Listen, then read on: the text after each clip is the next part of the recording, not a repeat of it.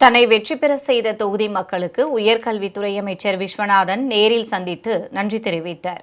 உயர்கல்வித்துறை அமைச்சராக பொறுப்பேற்ற விஸ்வநாதன் மதுரை மாவட்டம் பள்ளப்பட்டி, ஐயாப்பட்டி, குட்டாம்பட்டி உள்ளிட்ட பகுதிகளில் சுற்றுப்பயணம் மேற்கொண்டு பொதுமக்களின் குறைகளை கேட்டறிந்தார்.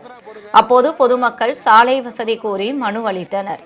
இதனை பெற்றுக்கொண்ட அமைச்சர் சம்பந்தப்பட்ட அதிகாரிகளை தொடர்பு கொண்டு சாலை அமைப்பதற்கான நடவடிக்கைகளை மேற்கொள்ளும்படி உத்தரவிட்டார்.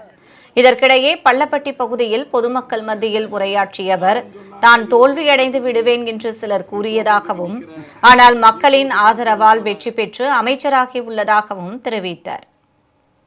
எல்லாரும் சொன்னாங்க, இது தோக்கிற தொகுதி, நீ தோக்கிறதுக்கு நிக்கிற, நீ தோத்து தான் போக போற, நீ கடங்காரனா ஆக போற, நீ நடுத்தெருவில் நிக்க போற, உன்னை எல்லாரும் விட்டுட்டு போக போறாங்க, நீ தனிமரமா நிக்க போறன்னா.